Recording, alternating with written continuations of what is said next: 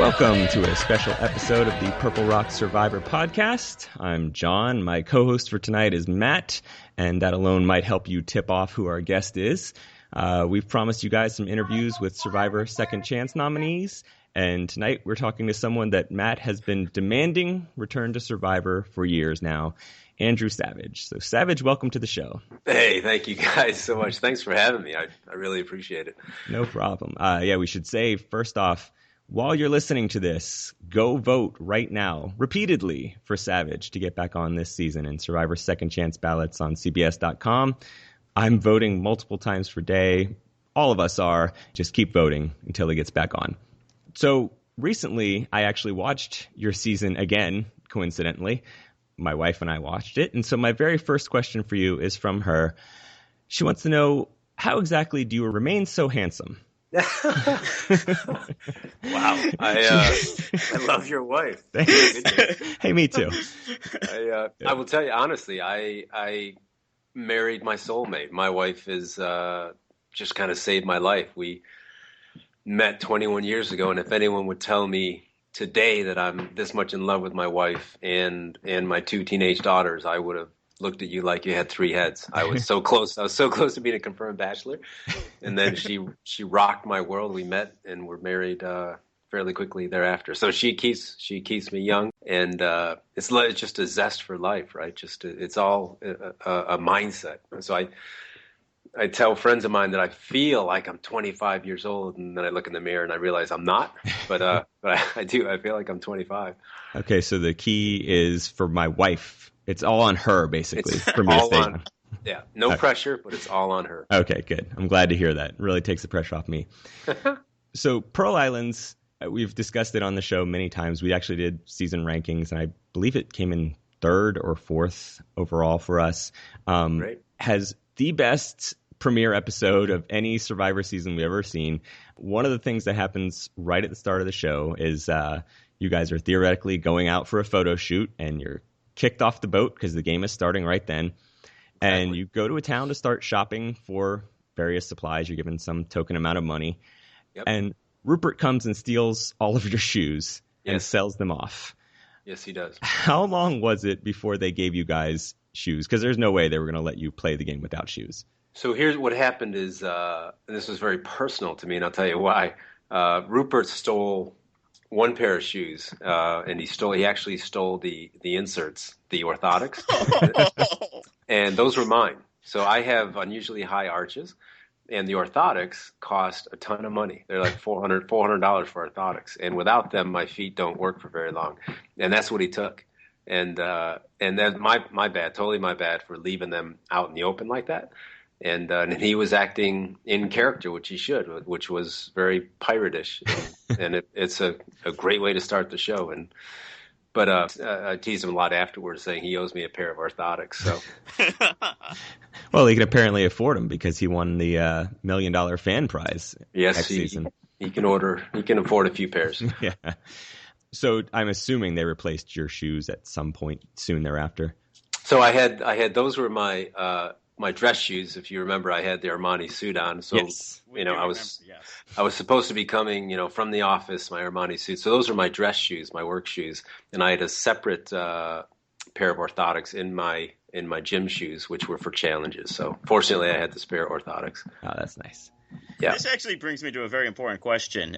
When you get voted back on, because I am not propositioning this as an if, when you get voted back on, that. are you wearing an Armani suit again? So I would tell you this. So for all the folks on the list, the wardrobe picks and the entire wardrobe is finished. So CBS Survivor Entertainment Group has selected all the wardrobe, and we're not allowed to say what we're being asked to wear and what we're not. But I will tell you, it will bring back memories. It will only be fitting, is what you're saying. That's right. Speaking of clothing, in that first trip into the city of your season, Austin ends up selling all of his. And at one point we see Skinny Ryan saying, guys, we still have some money, but you're ending up, you're taking off for the boat already. So did Austin really end up selling his playing in his underwear for nothing?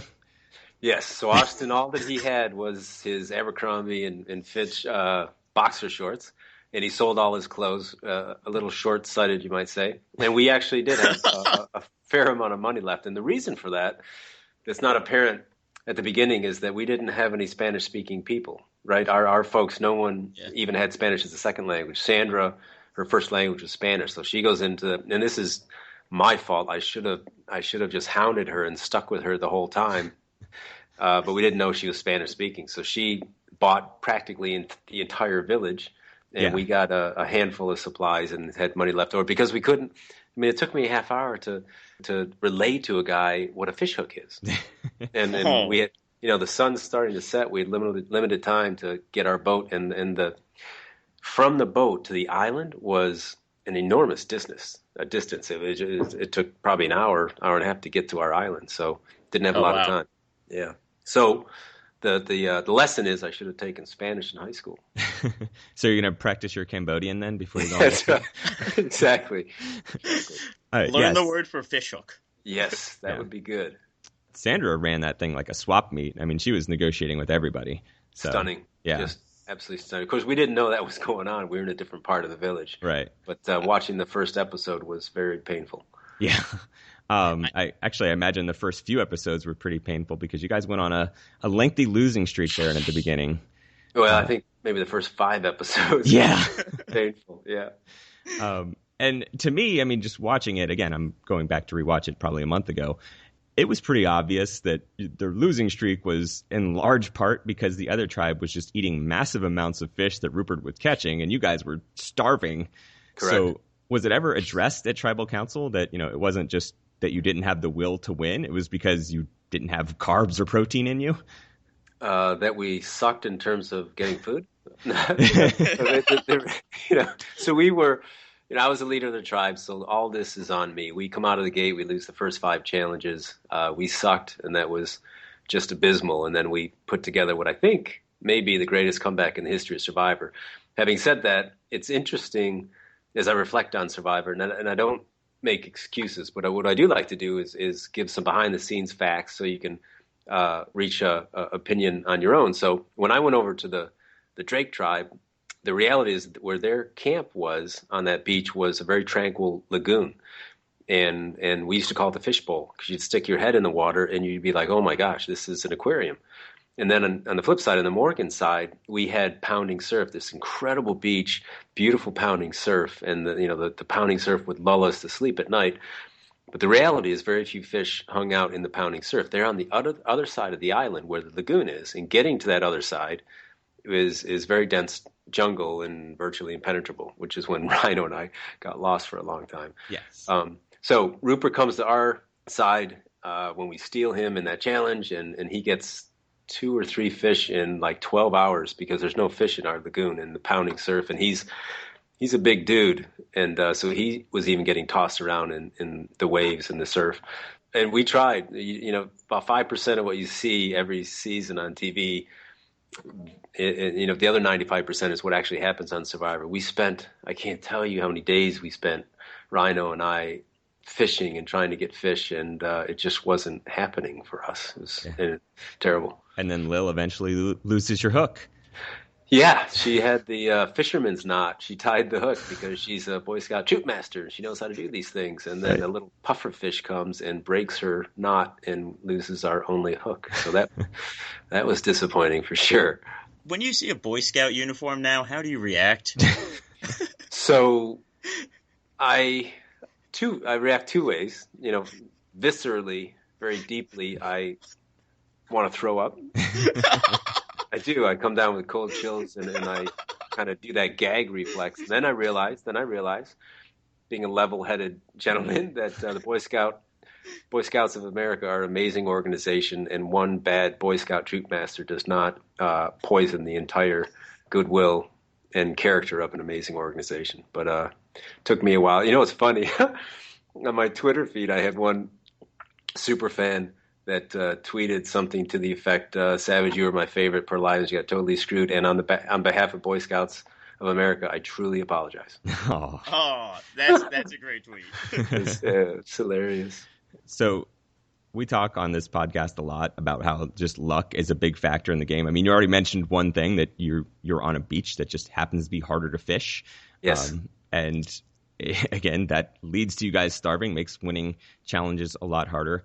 But I think the absolute worst possible luck is, of course, the outcast twist. Yes. Like you said, you somehow managed to claw back from an early huge deficit, and you tied it up. You were even at the merge, and then Probst drops the bomb on you that these people that you voted out are going to come back and compete. At that time, are you just thinking like, oh, that's okay, we'll win this challenge, it won't be a big deal, none of them are coming back? No, and I think you could tell if you saw my face what I was in disbelief. It was one of the most jaw-dropping moments of my entire life, and the reason for that, as I said earlier, is that for the last 12, 15 days, we did everything we possibly could in incredibly difficult conditions to engineer arguably the greatest comeback in the history of Survivor. And we almost died doing it. But we did it because we call ourselves the Five Morgans. We truly loved each other as family. And it's not often that you hear the word family and love in the same sentence as Survivor, but it's true. We really loved each other. And at the same time, we deeply hated the Drakes. And we had the single goal was for revenge and to restore the Morgan pride. And we did that in 15 days. And that whole time, all the outcasts were doing whatever they're doing. They come sauntering in with, clean clothes. They gained weight, and they're all smiling. And it was jaw-dropping to me when you put forth that type of effort to even the game. And we're starving. We have, a handful of rice every day. And we have to do these amazing things to just gather firewood and to boil water to kill all the bugs and the maggots. And it's just exhausting. And then to see them walk in and suddenly the game is turned on its head. So that everything we just did for the last 15 days is meaningless, because there's no way that somebody in that tribe's not getting back in the game. I mean, why would you do the outcast twist if no one in the outcast tribe gets back in the game? It would look stupid. Right. It would have been a waste of time. Total waste of time. Yeah. And it'd be insane and stupid. So you knew someone was going to get back in, and I just had this sinking feeling that the game had completely changed, and all that hard work vanished in a matter of seconds, and it was devastating to me. And I was staring at Probst at the time, and I was just channeling this just raw anger and disgust. Like, I love Survivor. I'm a Survivor purist. Outwit, outlast, outplay. Or outplay, outlast. And we outlasted all those folks. We outplayed them. They're voted out because they're not worthy. The folks in the game are more worthy at the time. And I'm just shooting these daggers at him. And it came across, trust me. I was watching it, yeah. I just could not. And I was so angry. I don't know, John and Matt, if you've ever been so angry, so incensed that you kind of don't hear everything accurately. And I didn't even hear Probst say that, if the outcast twist, if a couple of tribe members get in the game, they have immunity for the next tribal. I didn't even hear that. So we lose, two get in, Lil comes over, or didn't come over yet, but I, did this just infuriated speech to the Morgans and said, I don't care who the F comes back on our tribe, they're out the first tribal. And Rhino goes, yeah, it doesn't work that way. And I was so angry, I nearly fainted. But yeah, and you kind of addressed something there, that the show tried to portray it as these outcasts were, living on these same meager rations that you guys were getting. Right. But you could pretty clearly see that Burton, who is not a small guy, certainly did not look skinny. Like you and OT were already starting to look pretty skinny at that point. And right. Yeah, Burton went the other way. Looked like he packed on a few pounds. Yeah, that's exactly right. And if nothing else, right, say they have the same food rations and whatever, if nothing else, they had fresh water.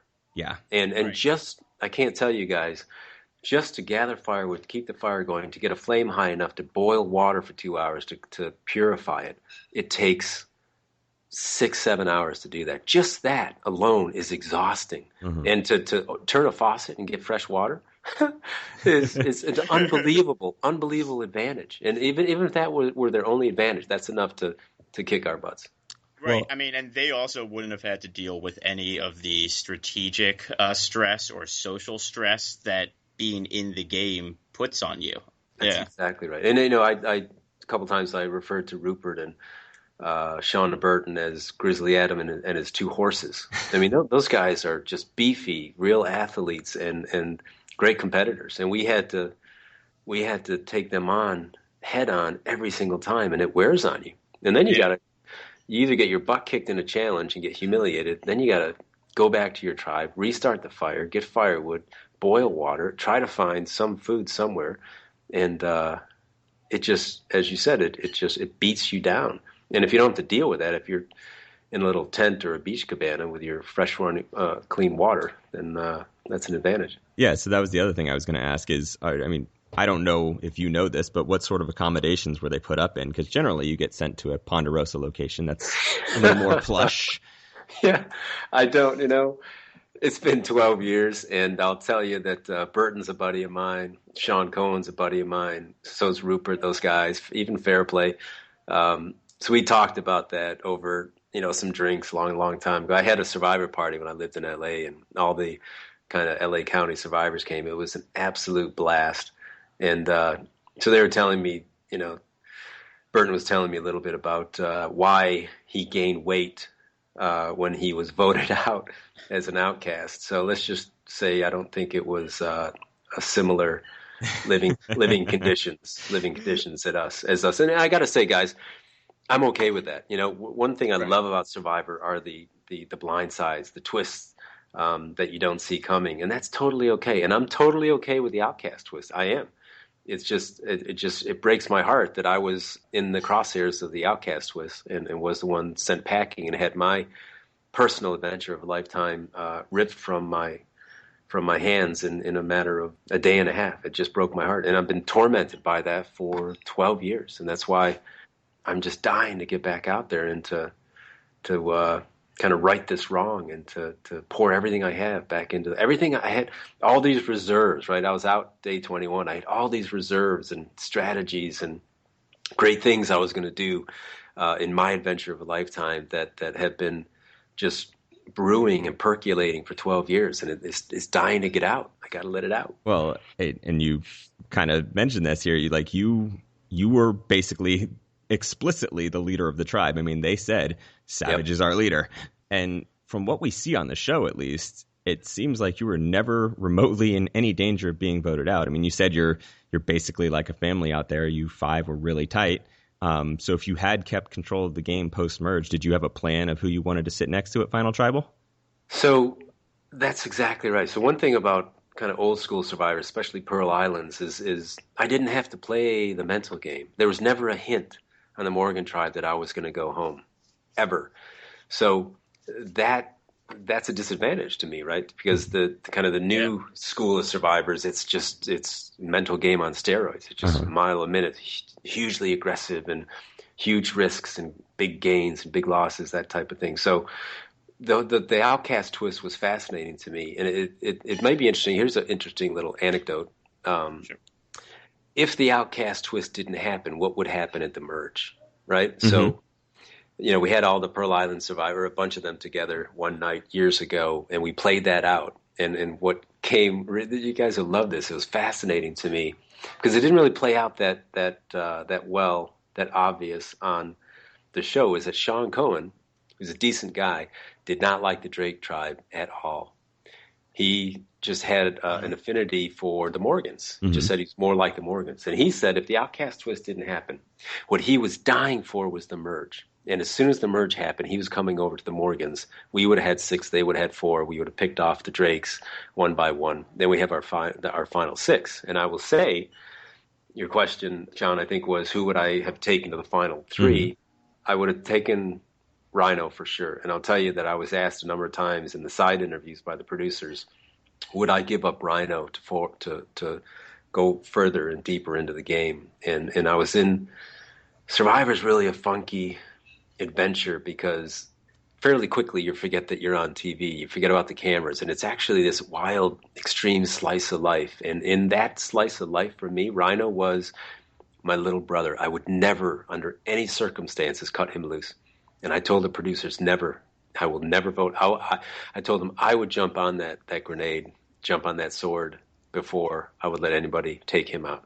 So Rhino would have been in my final two, and the third would be really fascinating to see. It didn't really matter then, I guess, as much for the third.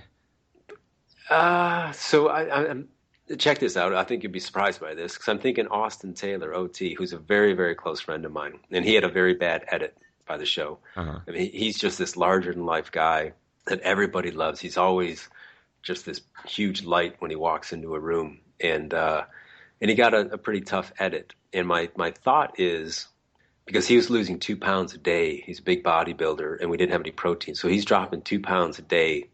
And at the merge, if he just, and I tried to talk him into this, if he would have just stuck with it to the merge, we would have filled him full of fish, get the protein he needs, and he'd restore himself very quickly to this larger than life individual that he is. And if you remember the first 2 episodes where he's running around the island, just this larger than life character, that's who he is in real life.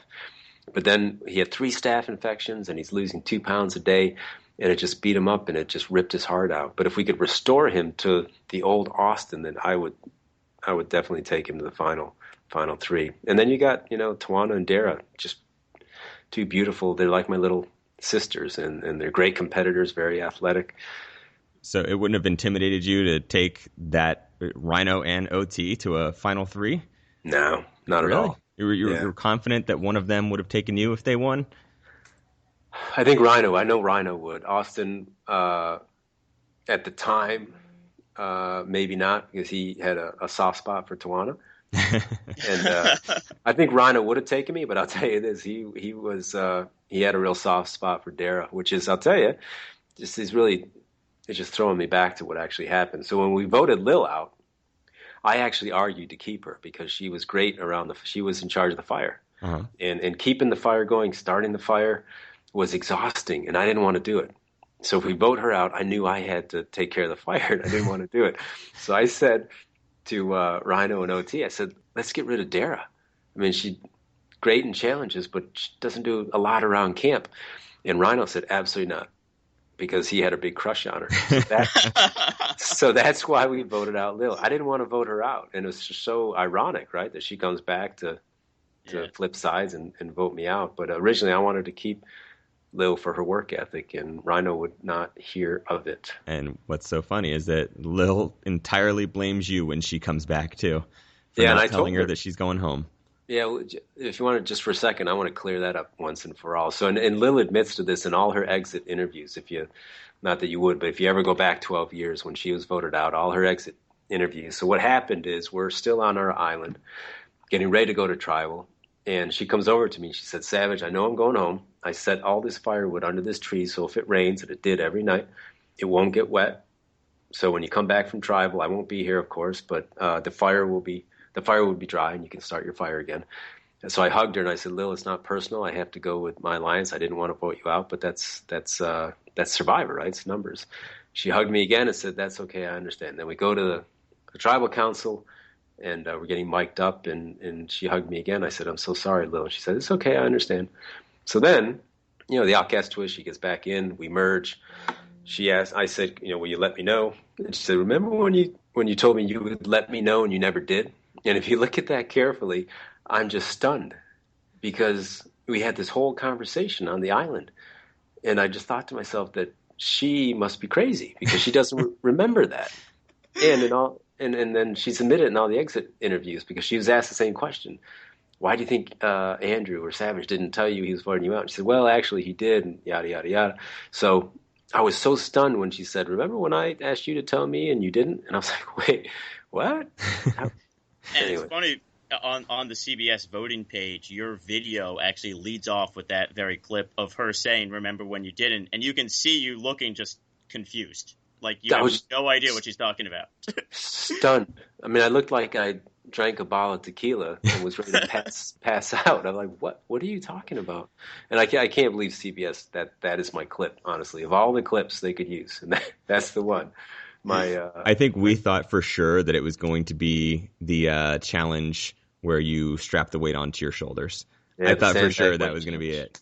Well, I was hoping. I don't know why. I don't know what other clip you could use. I mean, that was as you guys know, that was the challenge before the merge. If we lose that, we go in with 4. Drake has 6, and we're done. Yeah. It's a must win, and you can see it in the Morgan guys' eyes. We had game face on, and I got to credit Johnny Fairplay, the little pissant, and you don't really see this, but he's sneering the whole time. He's sneering at me.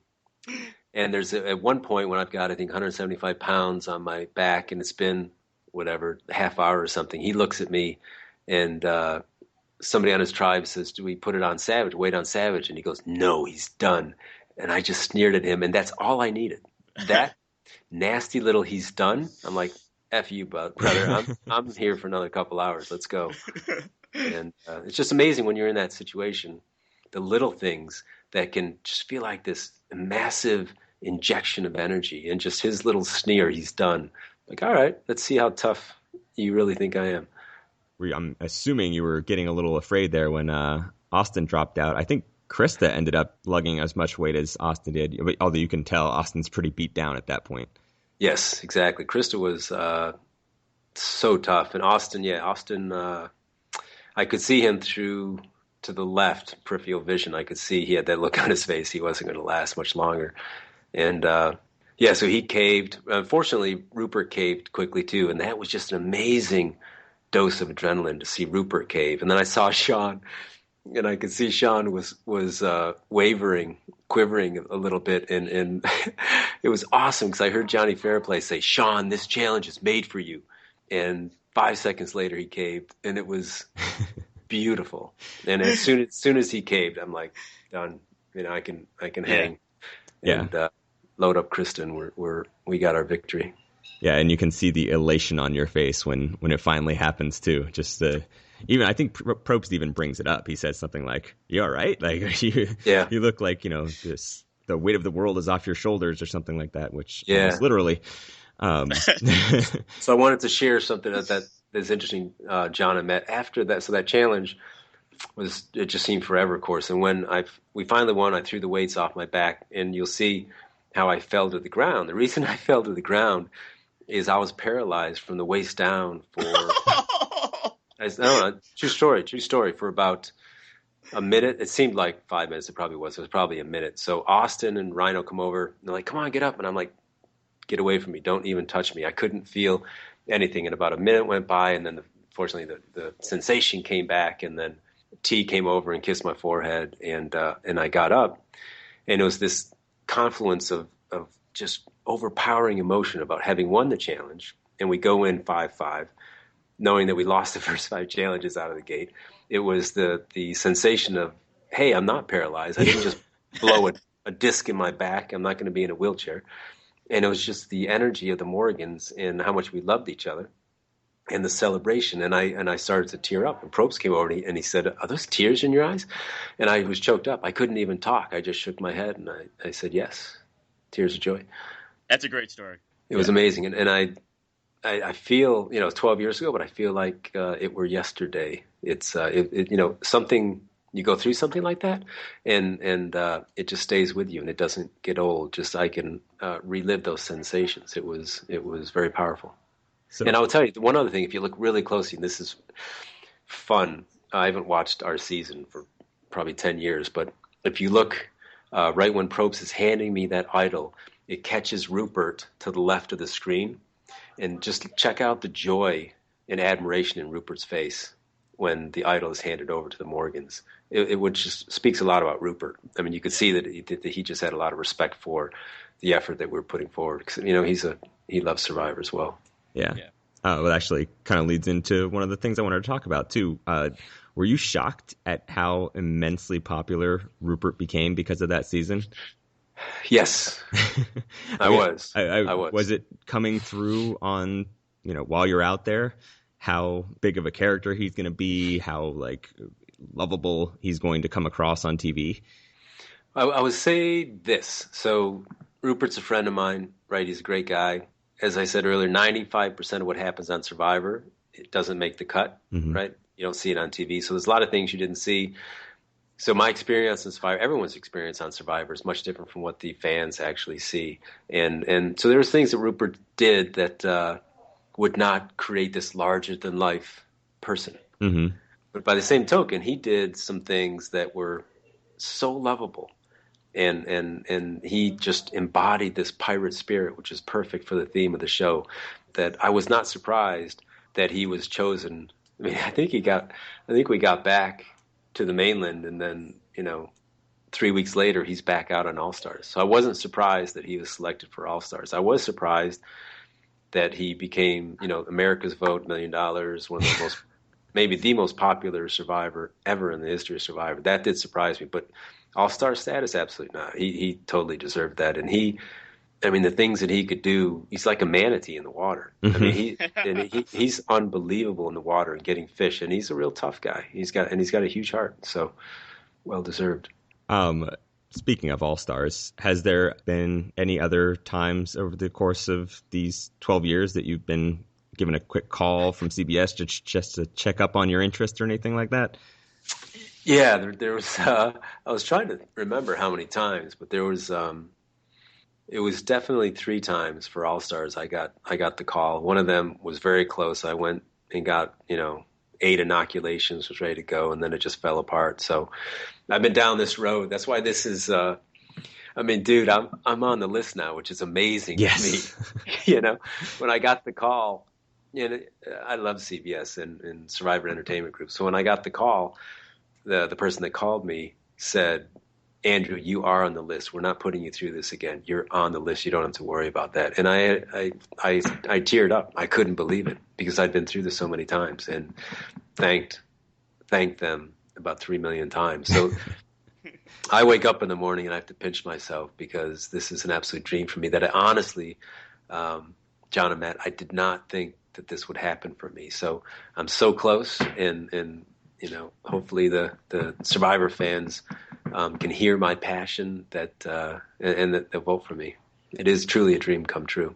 I don't know how big of a Survivor fan you are and how many seasons you've seen, but the correlation I usually make when I'm discussing you to fans that haven't seen your season yet is if you watched Palau and watched Tom Westman win that season, that to me was basically where you were headed in Pearl Islands. You were going to take the Tom Westman route to the end, and that's how you were going to win. I feel like a couple seasons later, he took your exact same path, and he actually got to the finish line without the Abcast twist in his way. Thank you, John. Honestly, you just gave me goosebumps because I don't know Tom, but I was asked a little while ago who do I most admire prior Survivor, and Tom is number one for sure. I loved his game, and in the All Stars, I remember somebody was being disrespectful to one of the female tribe mates, and he called him out and said, "Don't ever do that again, not when I'm around." And that's how I'm wired. So I think Tom and I have a lot in common, and I have to agree with you. I know what would happen if the Outcast twist didn't happen, and I was deep in the game, and I had a real shot at Final 3. And if you put me on Final 3 with my final tribal and my speech, I'm going to get the $1 million. Okay. Have you already started rehearsing? No, but I'm a lawyer for like 25 years. I've tried a lot of cases. I've done a lot of opening statements, closing statements to juries, and it's something that is part of my job. I know how to do it, and it just I draw upon things that really matter. Deep emotional type of things that people relate to. And anyway, so my goodness, if I could ever, first of all, get on the Second Chance season and then make it that far, be magical.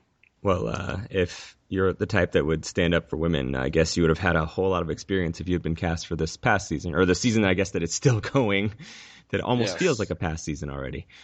All right. Yeah, we can talk. I just, that what Will did, I couldn't have stood by and tolerated that. And I know what I would have done because I don't react well in those situations. I would have gone up to Will and said, "One more word out of you and I will knock you out." Right. Honestly. And I don't know how big he is. I don't care. I don't think he would have said another word, and we should have just ended it right there. Yeah. Because what Shireen has gone through, no one should have to go through. And it's disgusting. And I bet if you asked Tom Westman or Terry Dietz, they would say the same thing. Well, and were you always that person, or did fatherhood make you that person? Because you do have 2 teenage girls. Yes. I do, exactly. I would say I am my father's son. So my dad was from Scotland, old school Scotland, Golden Gloves boxer, Royal Air Force. And if anybody looked the wrong way at my sister or mother, he would have knocked him out. And then I look identical to my dad. So I think it's just the way we're wired. Well, actually, since we're now talking about a more recent season, how do you think your game would adapt to the modern game? You know, you've even said that the game has changed. Yep. No, it's a great question. So you might suspect I spent a little time pondering this and hopefully getting on second chances. So my game is different and also the same. So my game is to align with good people, hardworking people, people that I can reasonably trust. I know it's Survivor, but there are folks on that list that you can totally trust. And just to develop these really deep, meaningful, mutual respect relationships. And when you do that on Survivor, my experience is you bind together as a family and you go on these incredible runs in challenges and just decimate the other side.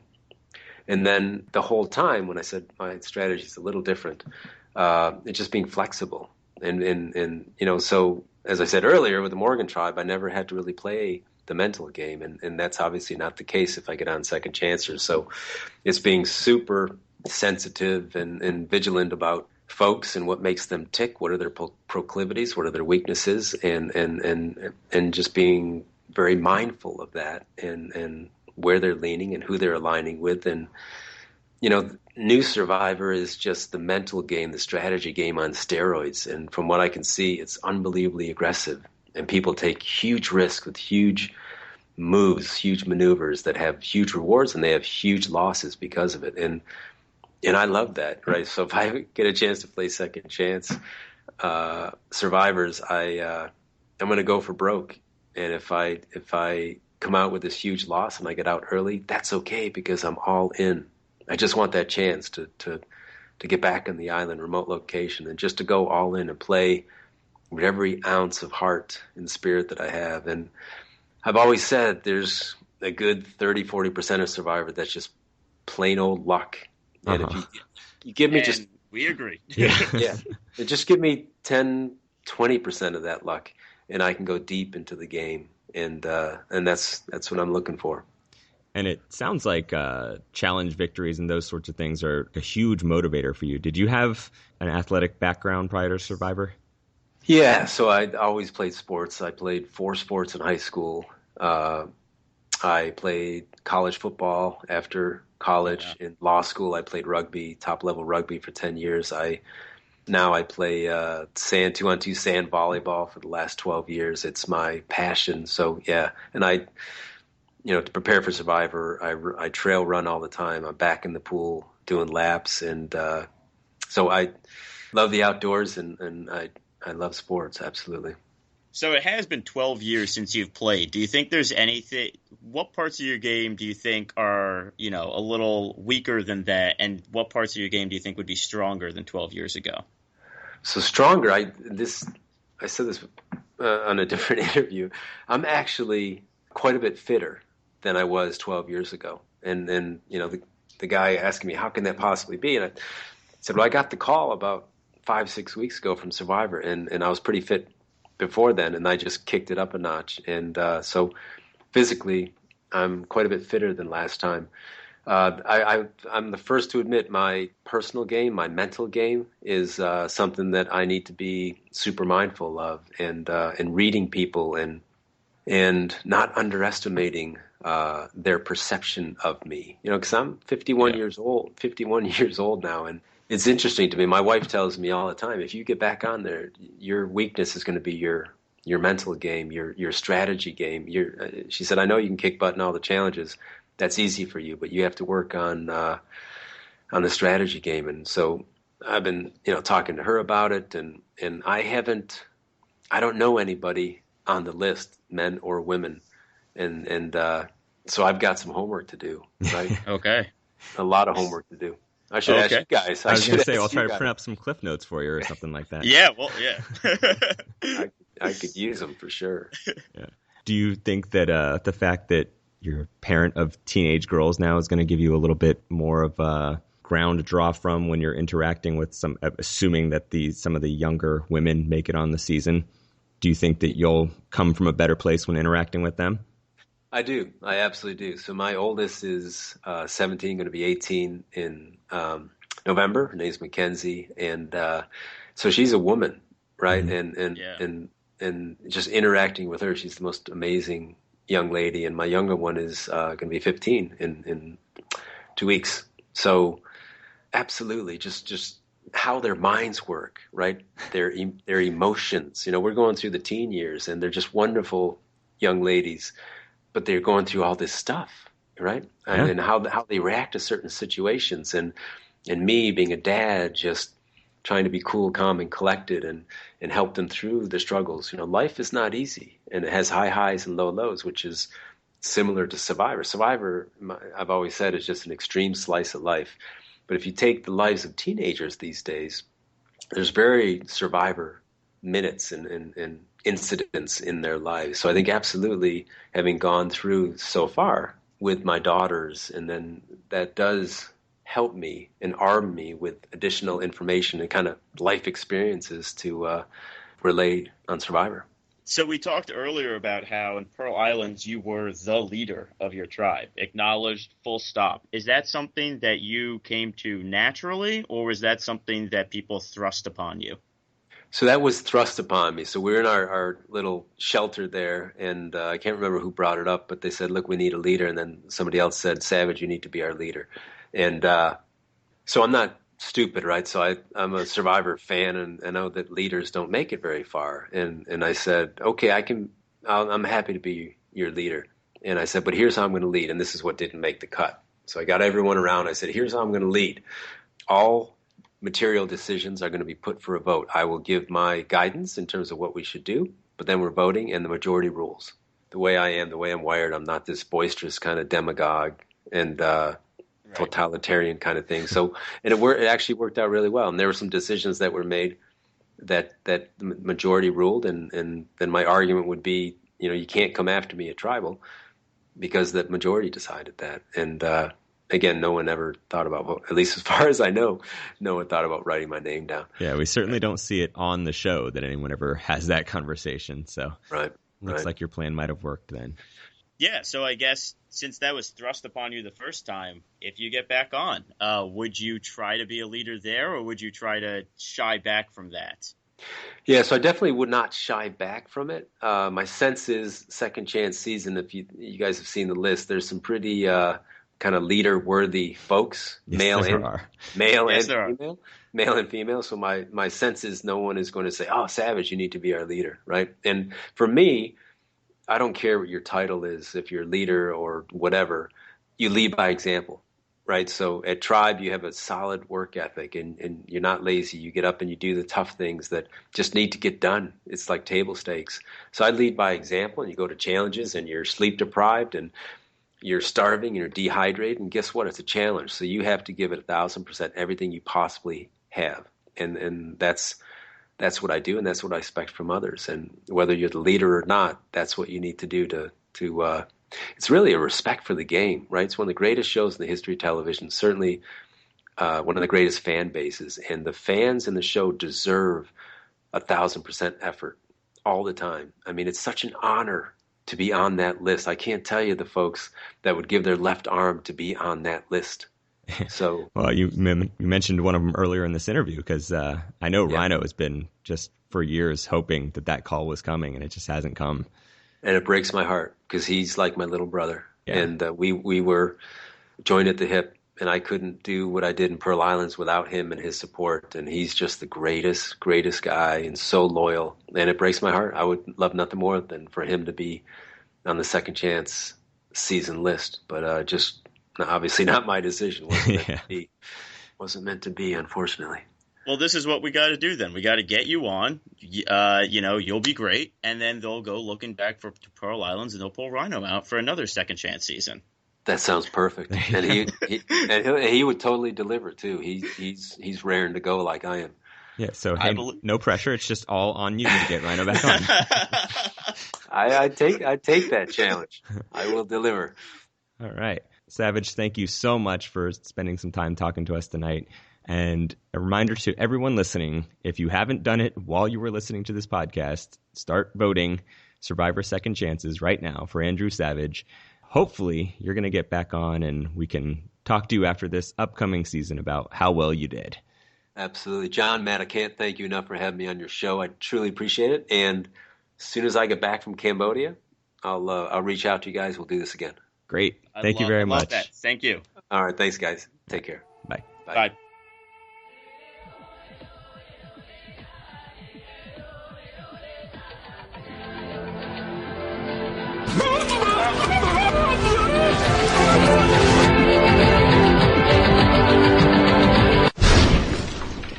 That's what it's like when a woman wants a baby.